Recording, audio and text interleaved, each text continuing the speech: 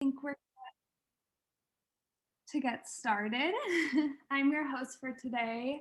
My name is Eva Orno-Lowell. I'm a second year PhD student co-advised by Dr. Noah Pinter-Woolman and Dr. Peter Nonax. Along with Marisa and Hayden, I am also one of the graduate student representatives who helps coordinate with the other EEB graduate students to select speakers we would like to invite to our seminars. Today, I have the pleasure of introducing Dr. Ana Carolina Carnaval. Dr. Ana Carolina Carnaval was born and raised in Rio de Janeiro, Brazil. She obtained her undergraduate degree and a master's degree in zoology from the Museu Nacional in Brazil, before receiving her PhD in evolutionary biology from the University of Chicago, where she was advised by John Bates at the Field Museum.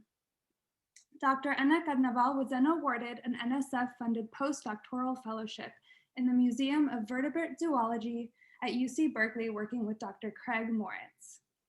Dr. Ana Carnaval is currently an associate professor in the biology department at the City College of New York, where she has a thriving research lab that focuses on studying the spatial predictions of biodiversity conservation and that works on studying the spatial patterns of biodiversity and their underlying ecological and evolutionary processes with predictions of biodiversity conservation in tropical regions. Projects in her lab focus on tropical biogeography, integrative uses of comparative phylogeography, GIS-based distribution models, current environmental data and paleoclimatic simulations, and animal physiology, particularly in the Brazilian Atlantic rainforest and Amazonia. Dr. Ana Carnaval was nominated as an invited speaker this quarter by the EEB graduate students, and we are very excited to not only hear about her research program, but also maybe hear about some of her mentorship and diversity efforts. And lastly, I just want to remind everybody that participants can use the question and answer and the raise hand function at the end of the seminar to ask any questions that you all may have. And with that, I'll let you take the stage. Thank you, Eva. Can you hear me well? I hope you can. And everybody, let me start by thanking you for hosting Felipe and Sheena for your assistance and for having me over. It's a pleasure to be here. It's great to see some old friends and great to meet some new ones. I am, I'm also always honored when I hear that the students were picking us to talk about our work. So this talk is really for the students. If you're not a student, I'm sorry. I hope you have fun in the process. But my thinking with putting together this talk is really to sort of hold you through the hand and take you through the various steps of some of the work that we've done, showing you sort of how we shifted and how one thing led to the other.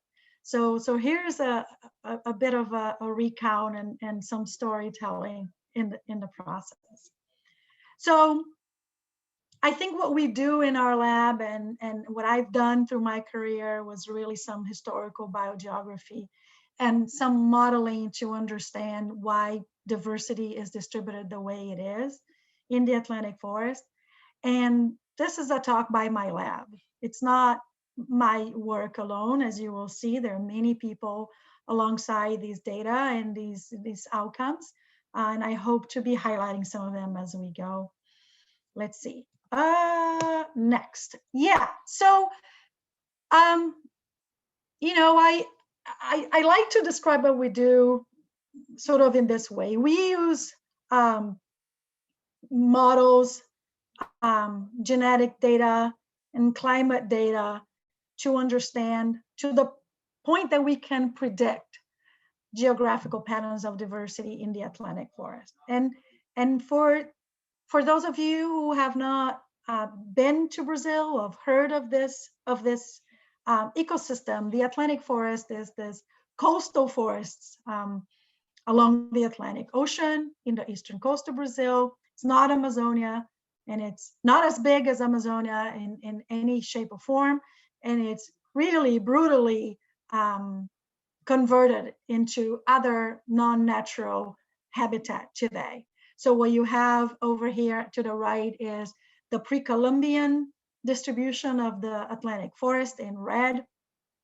And the map at the bottom is showing what was the projection in the early 2000s of what we had left of this forest. Depending on who you ask, people are going to tell you that there's about 10%, 8%, 15% of the pre-Columbian vegetation remaining in this area. So it's a big impact. It's almost nothing left.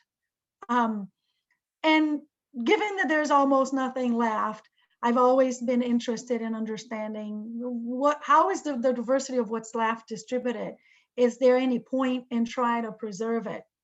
And how can we think about this as we look forward? So what I'm going to be talking about today is sort of how our work has developed and really led to this big collaborative project that was funded by both NSF in the US and a Brazilian funding agency, FAPESP, of the state of Sao Paulo, to put together scientists in the US and scientists in Brazil and students in Brazil and the US to sort of come up with this framework to model patterns of biodiversity in the Atlantic forest today as a function of species, community, and genetic data and methods to plot them, information that describe present day environments, information that describe past environments, and whatever we can understand in terms of processes, ecological processes of how the flora and fauna are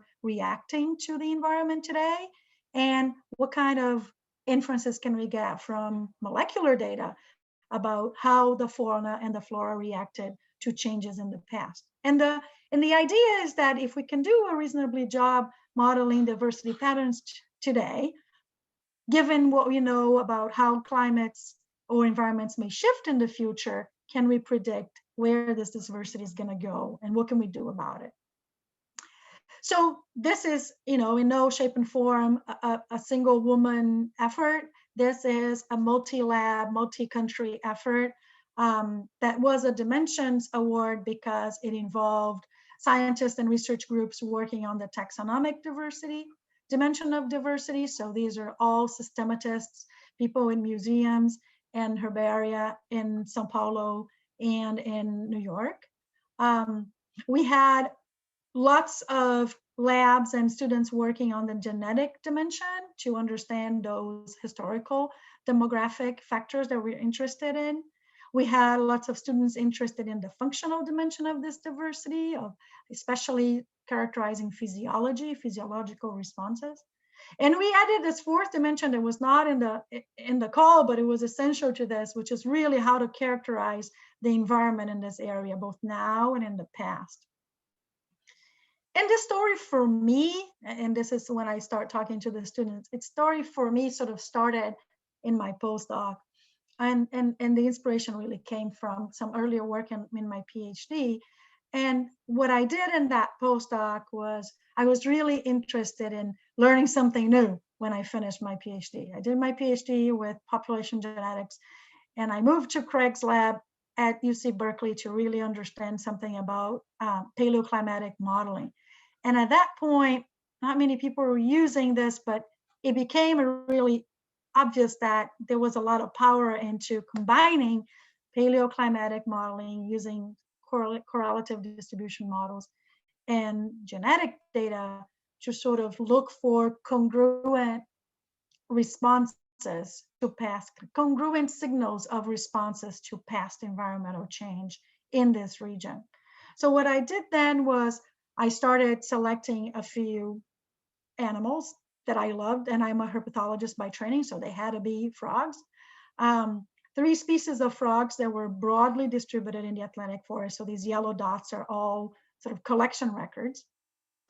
And I was really interested in developing paleoclimatic models for each one of those to sort of arrive at hypotheses of what may have happened to these species in the past, given extreme climatic conditions. And at that point, we had a limited set of paleoclimatic simulations, but Rob Hymans was leaving that lab when I got in there, so I was lucky to have bioclim and some of those bioclim layers retrojected into the past and was really able to construct these models of diversity distribution for the species based on sort of cold conditions in the LGM that was available by then, and cold and in some areas drier, but not really dry. The real limiting factor here is temperature, and warmer temperatures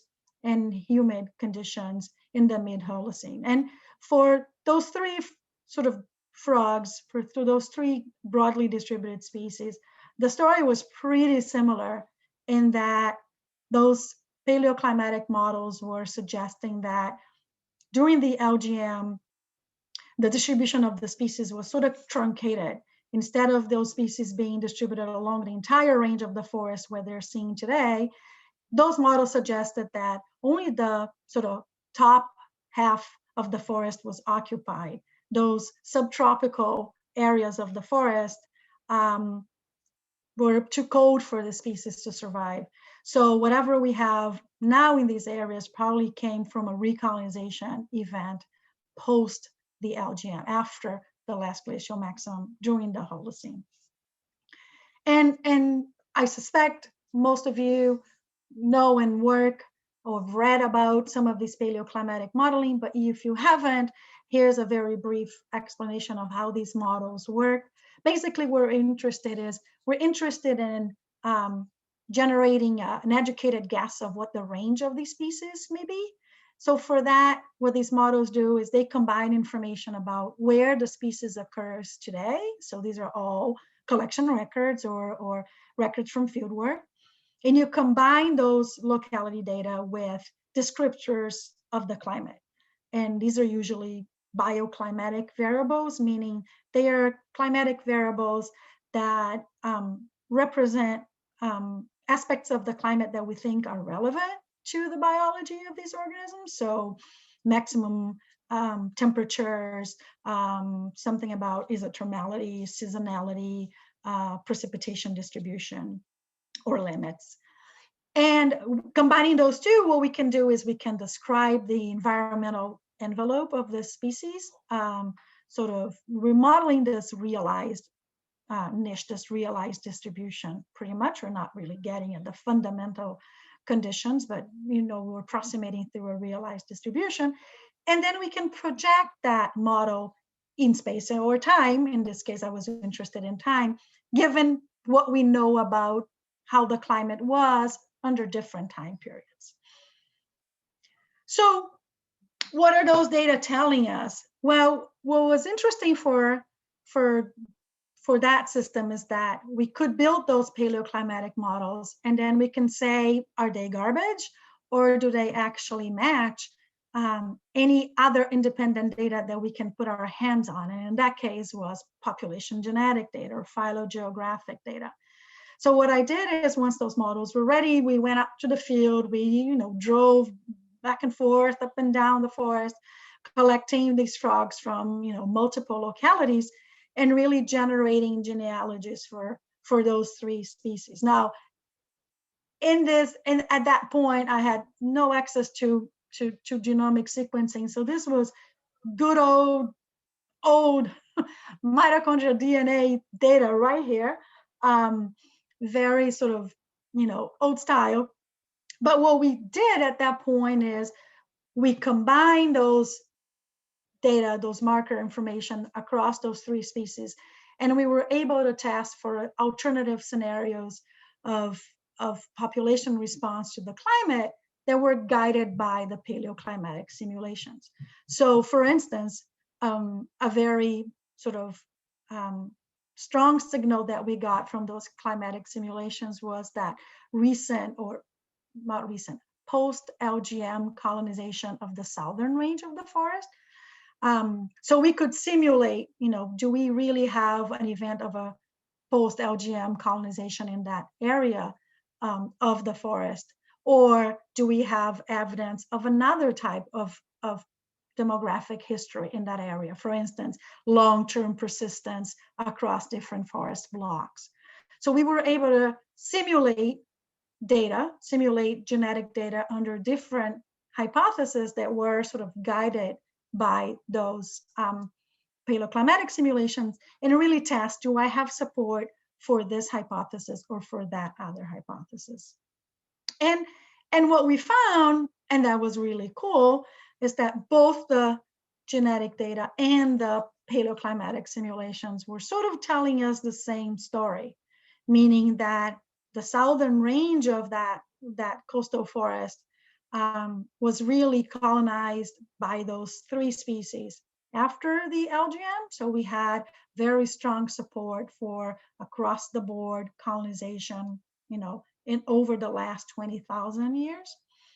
And in the north, we had evidence of a much more stable population structure with long-term persistence in areas that were refugial or that have been stable over time.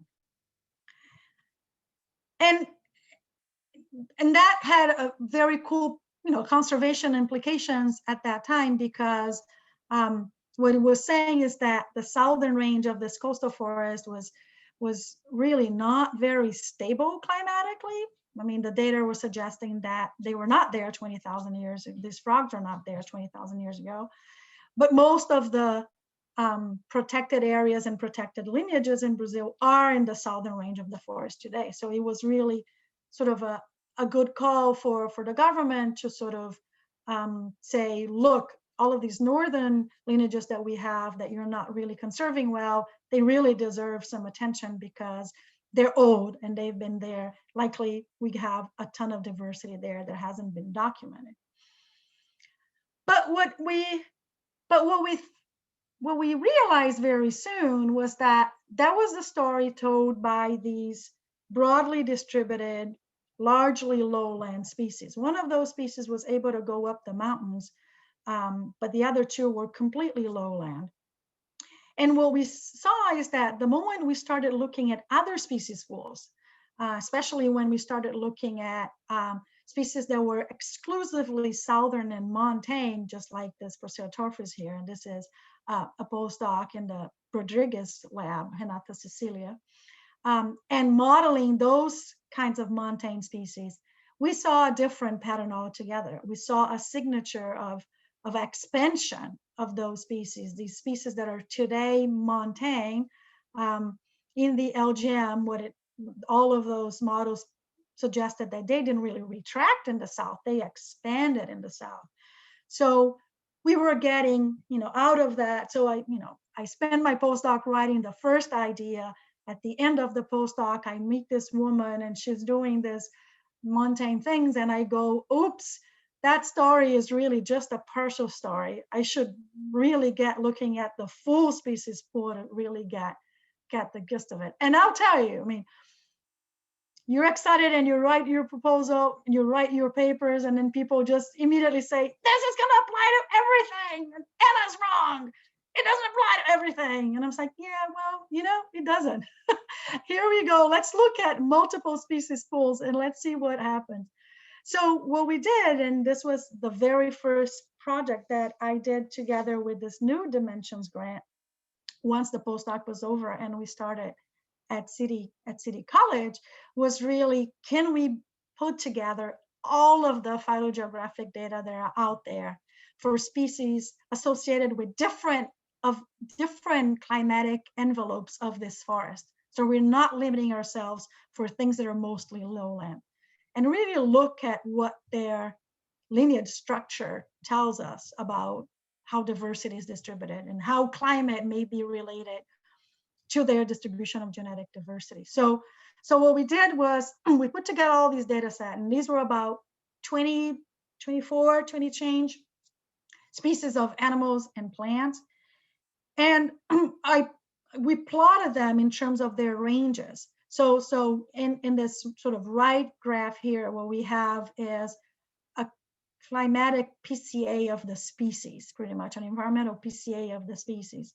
And what we could see is that most species were either lowland and northern, others were southern and montane, and few, those are the things in green here, were sort of widespread throughout the forest, just like the ones that I had used. And just like we had this turnover in sort of the community, we had communities that are mostly lowland, coastal, northern, and communities that are mostly southern or montane. We could see that there was a turnover, a climatic turnover of the forest as well. So these are just, this over here on the left is an environmental PCA of random points extracted from the forest. So we could see that, there are very different environmental envelopes in this forest, and it's sort of accompanied by a turnover in the species, in the groups of species, the pools of species. So likely the processes that are sort of determining the distribution of genetic diversity are going to differ between these two pools. So we thought that's probably what's happening. That's why the three frogs that I sequenced were so different from those, that montane frog. So we decided to test that with all of the data that we could put our hands on, and generated models of stability for that forest, really looking for how did that forest environment may have changed over time as a function of climate change.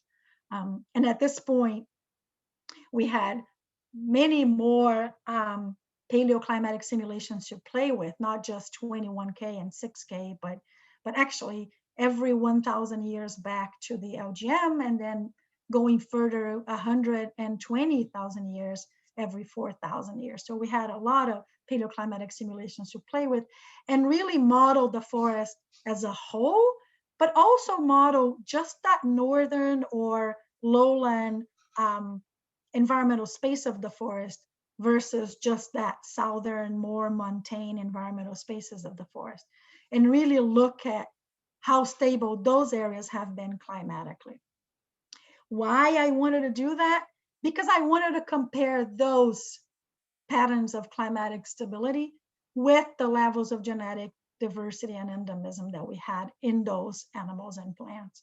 So what we did is we sort of gathered the data that were available and estimated, a metric of endemism for each species. So a lineage endemism within species, what we're calling a phylogeographic endemism.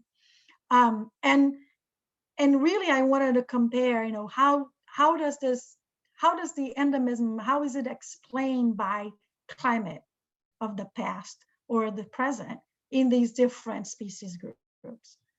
So basically, we were asking, how much does climate explain the patterns of phylogeographic endemism that we have in this area? If we analyze the entire forest and all of the animals and plants together, versus when we analyze just the northern sort of lowland species pool, and just the southern, more montane species pool. And what we found is that if you treat this forest as a whole, and you lump all of the data from everything that you can put your hands in, it turns out that both past climate, so stability over the last 21,000 years or stability over the last 120,000 years, and present climate in the form of net primary productivity or the size of the fragments that we have. So both past conditions and present conditions explain all the patterns that we have. So there's nothing really telling here. But if you analyze just the lowland northern components of the forest separately from the southern and montane, what you see is that opposing climates explain that diversity and the distribution of the diversity better. In the north, it's really the past climates that sort of hold the signal of the distribution of the lineages. And in the south is the other way around. The degree of endemism of these lineages, the way that they're distributed in space today, is much more heavily correlated with the climate today than the climate of the past. And sort of that sort of came to me as this big aha moment that I thought, oh my goodness. So what this is really saying is that if we want to predict these patterns of diversity, all we really need to know is the habitat affiliations of these things in terms of what temperatures they tolerate Are they cold associated, meaning they're montane now, or are they warm associated? Are they lowland now? And what phase of the climate cycle you're in. So right now, we're in an interglacial. All of those montane things are trapped at the top of the mountain. So it makes sense that all of that genetic diversity is explained by that contracted phase. Now, the lowland things, they're now in their expanded phase of their cycle. They were really contracted in the LGM. So it's going to be those past constraining climates that are really going to explain their diversity. So I left this project at this point saying physiology explains all of these patterns and all of these models. So I thought, okay, that's the way to go forward. And what we did, and I don't have time to go on here, is that I ended up diving into physiological work, and it was just so hard to get these data for these species. And every species was a whole dissertation to get just one of them. And we were getting some support, but how statistically significant was that, given that we'd have to deal with hundreds and thousands of species? So one student of mine really decided, Andrea Pais really decided to do a macroecological approach to this and say, well, hold on a second. If we're seeing these big patterns of diversity explained by climate at the intraspecific level, can we just zoom out and look at clades, bigger clades, and ask, is climate also explaining those bigger clades? Because at that point, if we can do that, then we have a more robust framework to do more efficient predictions going into the future. So what we did with part of this project was to put together all of those systematists and really get them to share their locality data and their genetic data in a single platform that we could analyze them in a similar way, which is probably the hardest thing that this project did altogether. And this was a massive, massive effort led by Jason Brown, who's now at SIU, Southern Illinois. And Jason was a postdoc at that in the lab back then. But what Jason really wanted to do is to collect data from all of these different groups that the specialists could give us the carefully curated locality data and very well identified sort of tips, tree tips and genealogy tips for analysis of phylogenetic diversity, and really map species richness, phylogenetic diversity, phylogenetic endemism, and turnover for several different groups of different sizes, groups of different environmental affiliations, and even dispersal abilities, right? The idea was to say, do we see this climatic associations when we look at clades of different sizes and we look at different scales? So these are models for bromeliads, for melastomes, for different groups of butterflies, for tree frogs and litter frogs and birds, and everybody together. And what we saw from the get-go is that we had some similar patterns across groups. We had groups that were mostly southern and montane, so melastomes and these birds here are all sort of accumulating diversity in these sort of southern mountain ranges. We had groups, on the other hand, that were mostly lowland and northern, like some of these, the bromeliads were all falling like that. Several of the frogs were falling like that as well. So what we saw is that, well, we have these different patterns. We could try to put them together in some sort of a community dissimilarity analysis and just say, how well does this match climate? And, that's what I'm showing here. It matches somewhat. It doesn't match perfectly, but we did have some good fit between, climate seems to explain some of these pools, doesn't explain all of them, which is good and expected. But really interestingly, and this is another analysis, is that even though we only have very little of the forest left, so this was an analysis using the most recent remnant maps of the Atlantic forest that add up to 8% of the pre-Columbian distribution. We have very little percentage of the vegetation remaining in those, unique areas of unique community composition.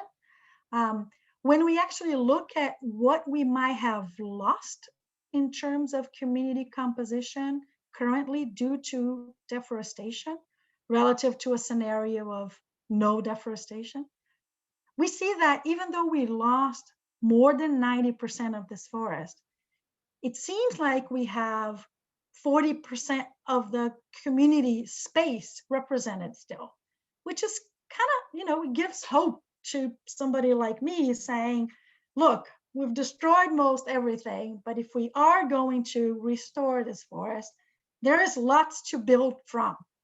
And likewise, if we look at phylogenetic endemism, phylogenetic diversity, that's in the bottom over here, we haven't lost so much of the representation of that range. In other words, it's pretty bombarded, but there's lots in there to restore from.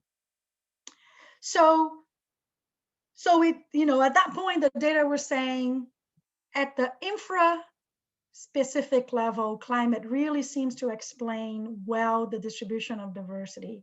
At the clade level, at the level of genera or tribes, climate seems to be very well related.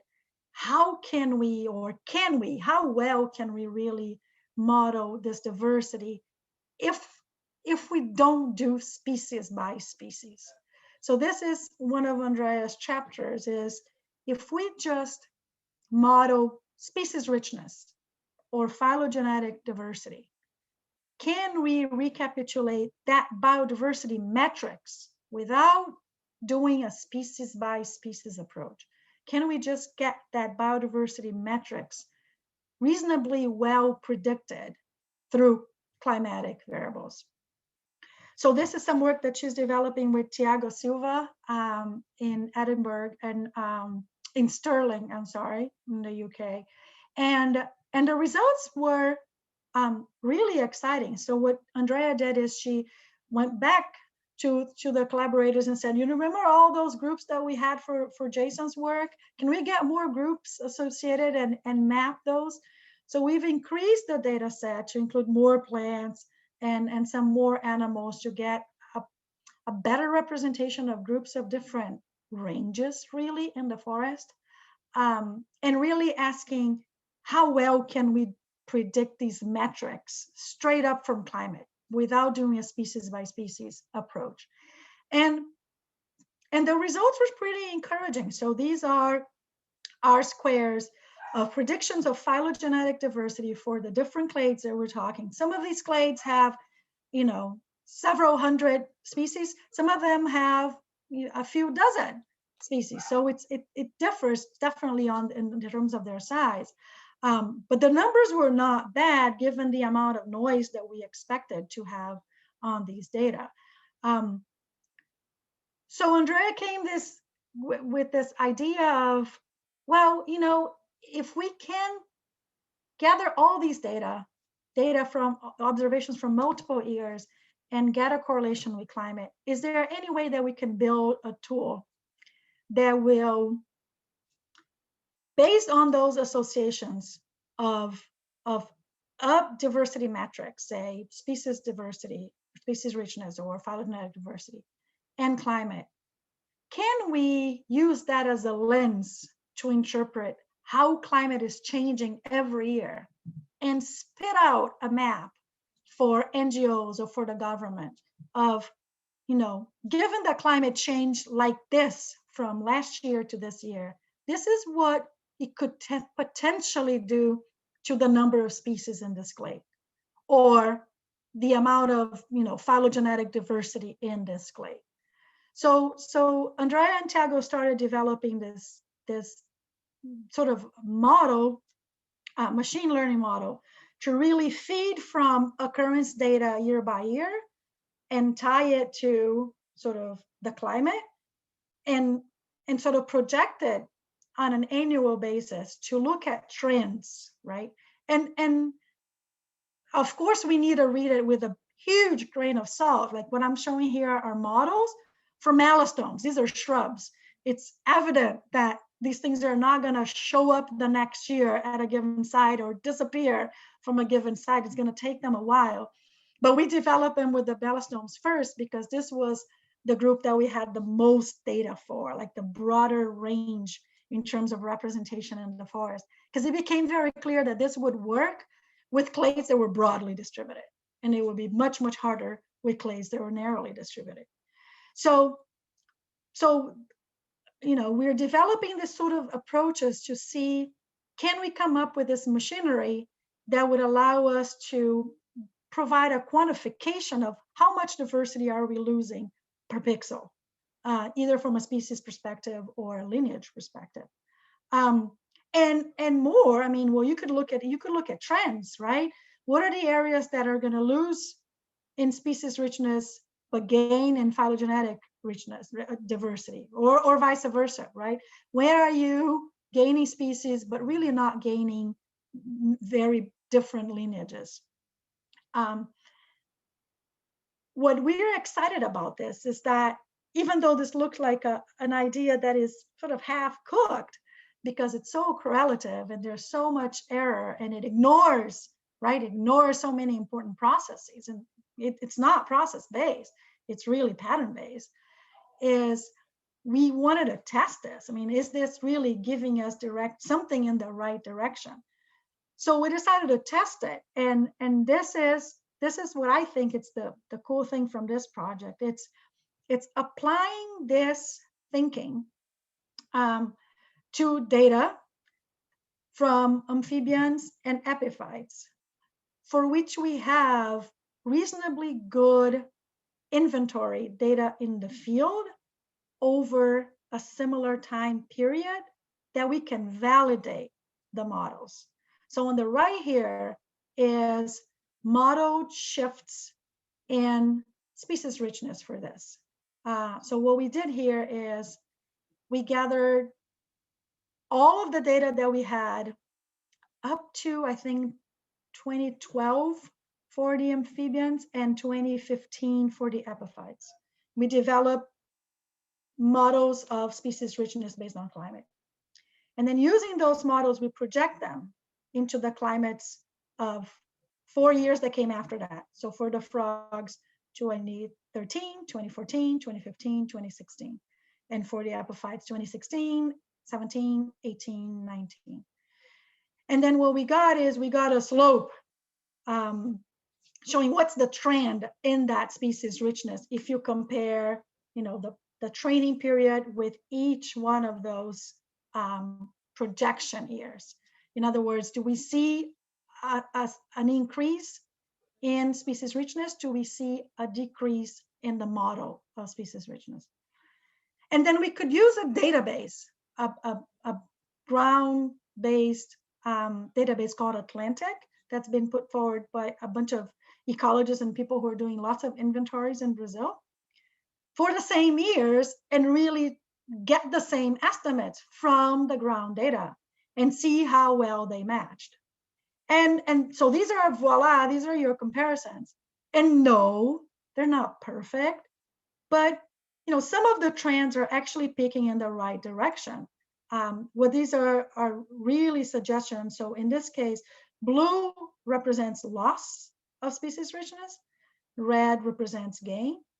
So what these are sort of telling us, and we're still getting some more stats on this, is that the model is really getting, for these species groups that are really closely associated with climate, these are epiphytes and frogs. So these are really things that depend on climate. These models are really picking on species loss fairly well. Species gain is a bit tricky, but it could also be associated with all sorts of sampling issues that they're hairy, I know. But we're excited because suddenly there's this lens that we can use to sort of convert information from climate that we can get remotely, and we can get through satellites, and we can get in near real time with an output of near real time biodiversity shifts. What's the least satisfying aspect of that? Is the fact that it's not process-based, right? We know that we can have different processes leading to similar patterns of diversity and diversity distribution, but the reality is that getting those data is hard. Getting some of the physiological parameters, demographic parameters from the ground is very hard to do at a regional level. So that sort of makes it difficult for us to project anything. So one thing that we have been doing is trying to explore the use of genomic data to infer some of these ecological parameters and make a more process-oriented platform to predict shifts going forward. So this was work that Jason developed with Diego Alvarado Serrano in the lab. This is really a collaboration between our lab and Mike Hickerson's lab, which is really learning from the past. So using the genomic data to parameterize models and estimate ecological parameters such as dispersal ability, such as carrying capacity of the system. And once you've selected those parameters based on your genomic data, the best fit parameters, then you can run your models into the future, assuming those ecological parameters for your species. So we did this for a few anoles that are distributed in the Atlantic forest and also in Amazonia. Call them anoles or dactylo. I'm not going to get in your fight for taxonomy, but we got several dozen individuals and several thousand SNPs for each one of them.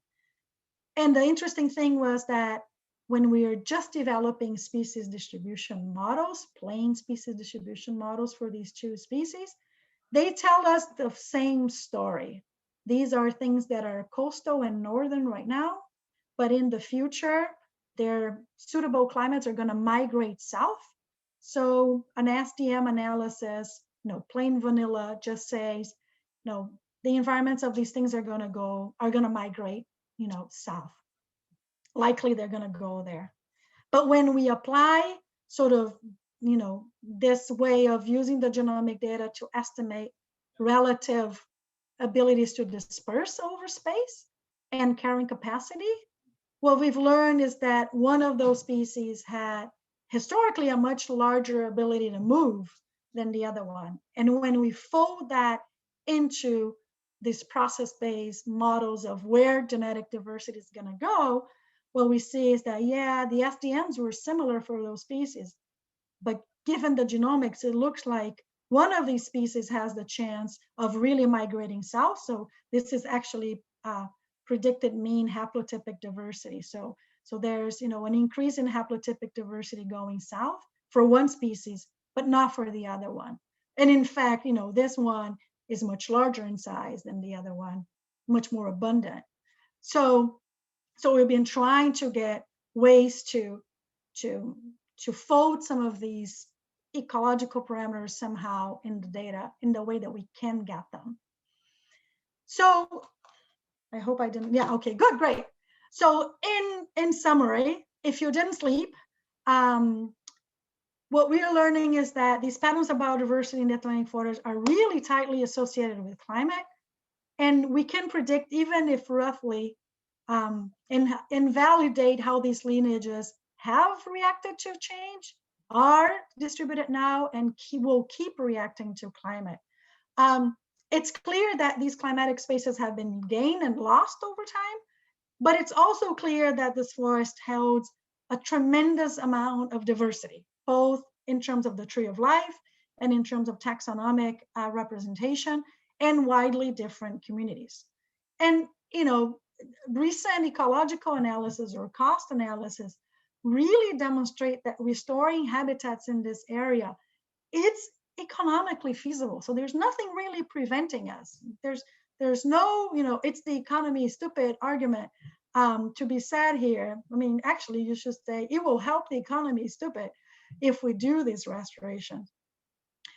So I like to end this story saying that I'm hopeful. I think that, what this whole story told me is that there's hope. I feel that there's hope. And and it really becomes now a political issue. So I'm not sure how many Brazilians are going to be in here, or if people who love or work in Brazil. I think that, you know, it's in your vote, it's in people's vote, and political decisions are going to be done here. I think there's lots that can be done. And with that, I will stop here and be happy to answer any questions or clarify anything that you'd like to ask. Thank you.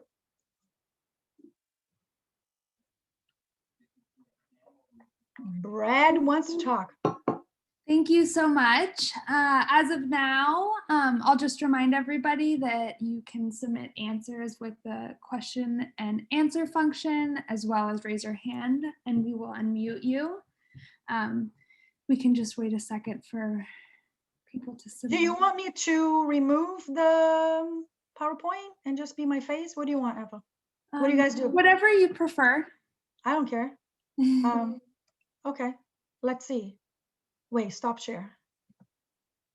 How's that?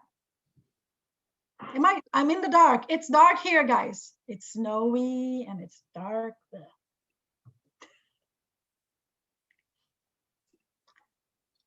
Brad has a question.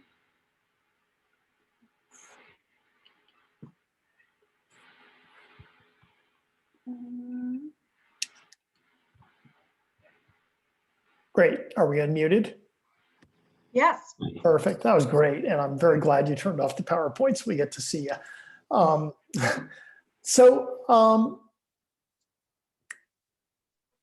of the things you didn't talk about, or at least I don't think you talked about, is, except in the very beginning, is all that fragmentation. Right. And of course, when you're talking about things moving and, you know, moving around and following the climate, you know, little issues like Rio become a bit of a problem. And so would you, so maybe you could explain both in terms of your feeling about assisted migration and whether sort of mass assisted migration, you know, loading up truckloads of stuff and moving it across the big barriers is a potential thing that you'd be interested in exploring. And also when you talk about the restoration, you know, the better way to do it in some ways is to restore your way through it, right? So that they can move on their own. Is that, I mean, at what level is that feasible? Yeah. Doing blocks, yeah. I think it's a great question. And that's something that is really not there, right? I mean, there's no land use models in there. So evidently all of these models of how things are going to keep on tracking climate, they're based on access, which they might not have. Several of them don't have, right? So you're right that needs to be folded in. But in, you know, assuming that, so this whole, it's something that I forgot to tell you is that this whole discussion really comes because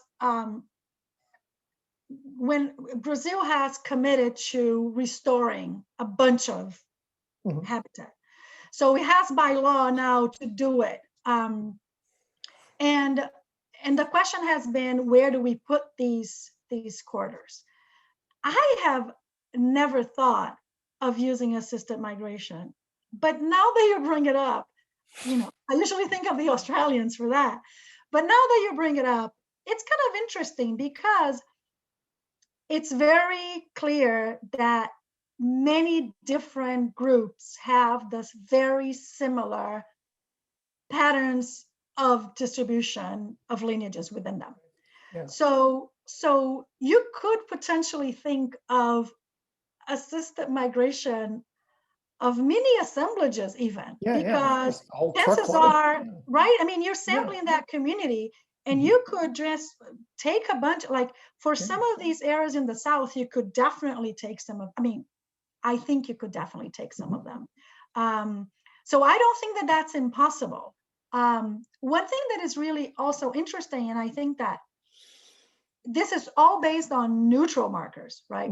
So something that we're doing now is looking at things that are, you know, not in the background of the neutrality, things that are, you know, getting outside and correlated with climate more strongly, looking at, I don't know, potentially adaptive markers or whatever you want to call them.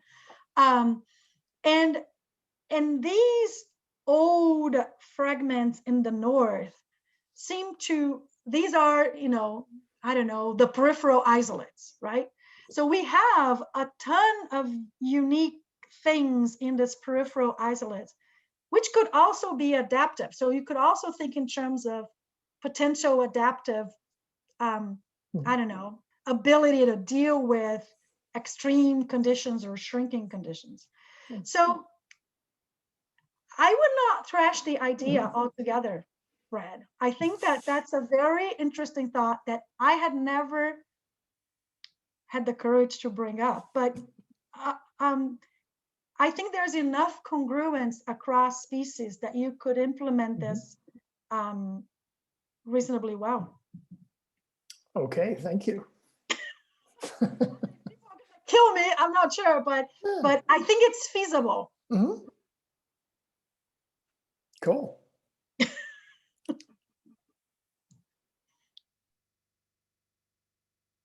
More questions? Questions from the students? Questions about, I don't know, how to do this? Marcel. Yes, I see another one. Let me give them the permission. Oh, can you hear? Yes. Oh, awesome. Well, first of all, thank you so much for your talk. And the question I had was like related to the melastomes, because I have worked a little bit with them. And I know that like this is a very fun group because many of them are apomitic, which means they're like reproduce asexually very often. And like I know that like some of them, like especially in the genus Myconia, for example, they can have like very high rates of speciation.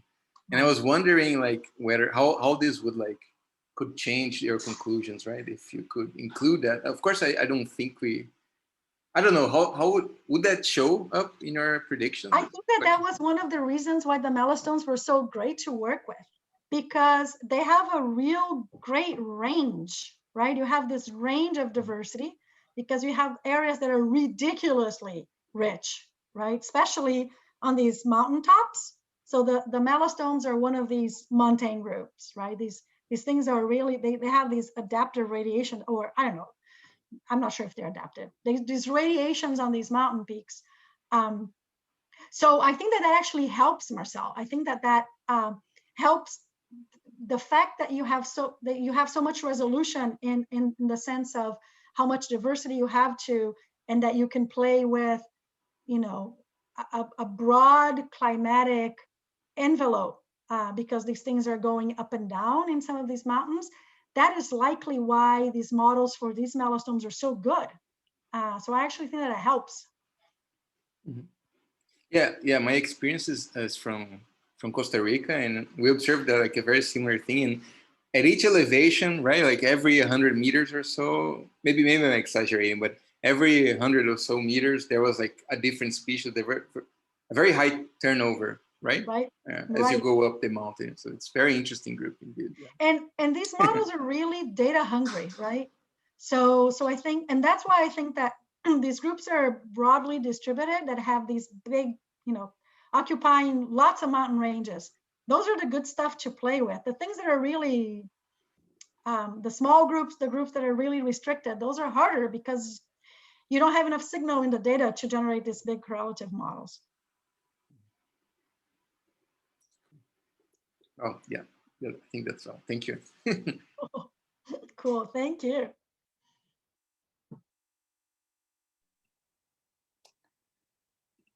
Does anybody else have last questions for our guest speaker? And students can also ask, I think we're meeting right now. So yeah, we have ask me the questions there. Yes.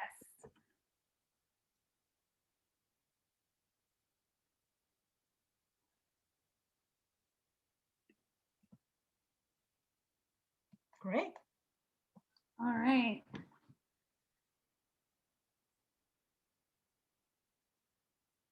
Oh, we have one. I'll give you access. Tom? Hey, Anna, how are you?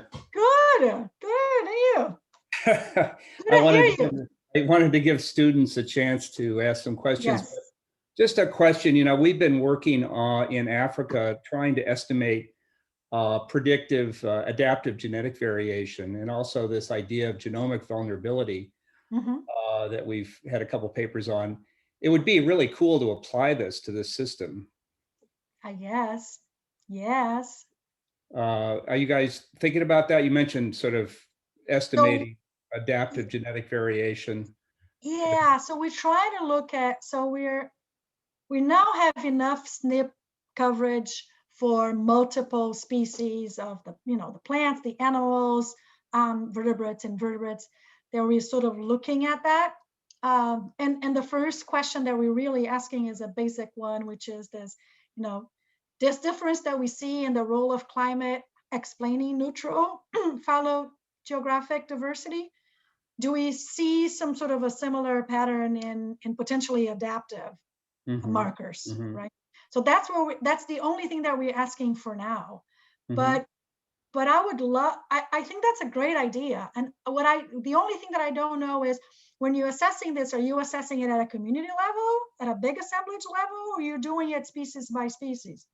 Well, we're doing it species by species, Okay. but trying to assemble groups of different life histories. So plants to vertebrates. Yes. And like what you're doing. I'll send you some papers and we That would can be chat. amazing. Okay. That would be really, really fun. Yeah. Okay. Yeah. Great talk. Thank you. Thanks for all the ideas. I'm getting all these great ideas.